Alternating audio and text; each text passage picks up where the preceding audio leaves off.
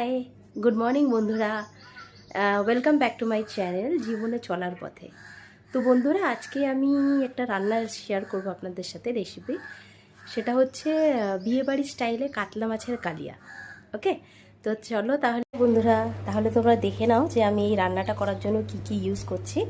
সেটা হচ্ছে কাতলা মাছ পিস করে রাখা 5 পিস, ঠিক আছে, কেটে রাখা। তার সাথে হচ্ছে আমার হচ্ছে কাঁচা লঙ্কা চেরা রয়েছে, আর টমেটো কুচি, আদা রসুন কুচি, আর তার সাথে রয়েছে হচ্ছে পেঁয়াজ কুচি, আর হচ্ছে পরিমাণ মতো জিরে গুঁড়ো দেবো, ঠিক আছে। আর তার সাথে এই যে হলুদ গুঁড়ো ইউজ করব, আর গুঁড়ো লঙ্কা ইউজ করব, আর তার সাথে হচ্ছে আপনার ধনে গুঁড়ো। ওকে, তার সাথে সর্ষের তেল অ্যাড করব, আর নুন লাগবে পরিমাণ মতো, আর চিনি লাগবে। ওকে, তো বন্ধুরা চলো তাহলে প্রসেসিংটা স্টার্ট করে দিই।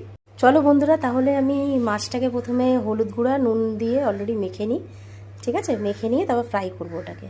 তাহলে এর জন্য আমি দিলাম হচ্ছে পরিমাণ মতো হলুদ গুঁড়ো, ঠিক আছে, পরিমাণ মতো হলুদ গুঁড়ো, আর তার সাথে দেওয়া হচ্ছে পরিমাণ মতো নুন। ওকে, তো ওটা দেওয়ার পরে আমি ভালো করে আগে মাছগুলোকে মেখে নেব। তোমরা একটুখানি জাস্ট ওয়েট করো, দেখো আমি কেমন করে মাখছি মাছটাকে। সুন্দর করে মেখে নেবো মাছটাকে।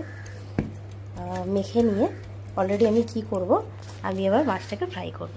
ওকে, চলো বন্ধুরা তাহলে দেখো যে আমি গ্যাসটাকে অন করে নিয়েছি, আর পরিমাণ মতো তেলও দিয়ে দিয়েছি, ঠিক আছে। দেখো তেলটা একটুখানি গরম হোক, তারপরে আমি মাছগুলো এর মধ্যে ছাড়বো। ওকে বন্ধুরা, তাহলে দেখো তেলটা পুরোপুরি গরম হয়ে গেছে, তো আমি এবার মাছগুলো এক এক করে ছাড়ছি।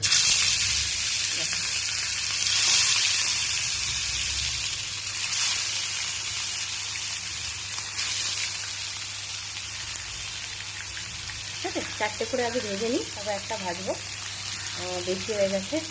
তো সেক্ষেত্রে বন্ধুরা এটা একটু ভাজা হোক, তারপর আমি ব্যাক করছি, ফিরছি। বন্ধুরা, যতক্ষণ মাছ ভাজাটা কমপ্লিট হচ্ছে ততক্ষণ আমি তোমাদেরকে বলে দিই যে এই মশলাগুলো যেগুলো রয়েছে, যেমন হচ্ছে এই আদা রসুনের কেটে রাখা আদা রসুন, ঠিক আছে, এটাকে আমি কি করব, মিক্সারে দিয়ে গ্রেট করে নেবো, ঠিক আছে। তোমাদেরকে পুরোপুরি আমি দেখিয়ে দিচ্ছি মানে কি কি মশলা আমি এটা অ্যাড করব। ওকে, তো সেটা হচ্ছে এই যে কাঁচা লঙ্কা কুচিগুলো দিয়ে দেবো ওর মধ্যে, আর তার সাথে টমেটোটাও দিয়ে দেবো। ওকে, তো এটাকে আমি ব্লেন্ড করে নিয়ে এসে আমি তোমাদেরকে দেখাচ্ছি। ওকে বন্ধুরা, দেখো তাহলে আমার মাছ ভাজাটা পুরোপুরি কমপ্লিট হয়ে গেছে। এর পরের প্রসেসটা আমি তোমাদেরকে দেখাচ্ছি। তো বন্ধুরা দেখো আমি কিভাবে কাতলা মাছের কালিয়া রেসিপিটা বানাচ্ছি, ঠিক আছে। প্রথমে তেলটা গরম হয়ে গেছে, তো গরম হওয়ার সাথে সাথে আমি কি করব, 2টো তেজপাতা অ্যাড করব, ঠিক আছে। তো 2টো তেজপাতা অ্যাড করলাম, করার পরে পেঁয়াজ কুচিটা আমি দিয়ে দেবো। পেঁয়াজ কুচিটা দিয়ে দিলাম, সেটা ভালো করে নাড়ানাড়ি করবো। ঠিক আছে, নাড়ানাড়ি করে পেঁয়াজটা যখন লাল লাল করে ভাজা হয়ে যাবে, তারপর আমি ওতে মশলাটা অ্যাড করব। দেখুন বন্ধুরা, পেঁয়াজটা পুরোপুরি লাল লাল করে ভাজা হয়ে গেছে কমপ্লিট। তো সেক্ষেত্রে যেটা আমি পেস্ট করে রেখেছিলাম সেই মশলাটা কিন্তু আমি ওতে অ্যাড করে দিলাম। ঠিক আছে, অ্যাড করে ভালো করে ওটাকে নাড়ানাড়ি করতে হবে, ভালো করে মশলাটাকে কষতে হবে। ঠিক আছে, মশলাটাকে কষে তো এক এক করে আমি এক একটা জিনিস মশলা অ্যাড করব। তো সেটা হচ্ছে প্রথমেই আমি দিয়ে দেবো পরিমাণ মতো হলুদ গুঁড়ো, ঠিক আছে। তার সাথে দিয়ে দেবো পরিমাণ মতো লঙ্কার গুঁড়ো। আপনারা দেখুন পরিমাণ মতো লঙ্কার গুঁড়ো আমি অ্যাড করছি। তার সাথে দিয়ে দেবো হচ্ছে পরিমাণ মতো ধনে গুঁড়ো, ঠিক আছে। তার সাথে আমি একটু দিয়ে দেবো হচ্ছে জিরে গুঁড়ো, সামান্য পরিমাণে জিরে গুঁড়ো, ঠিক আছে।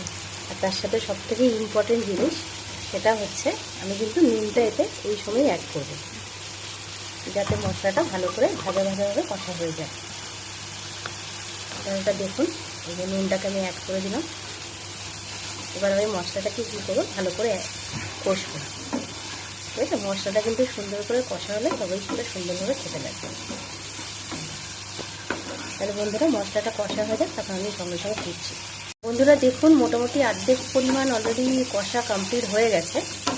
তো এই সময় আমি একটুখানি সামান্য পরিমাণ এতে চিনি অ্যাড করব, ঠিক আছে।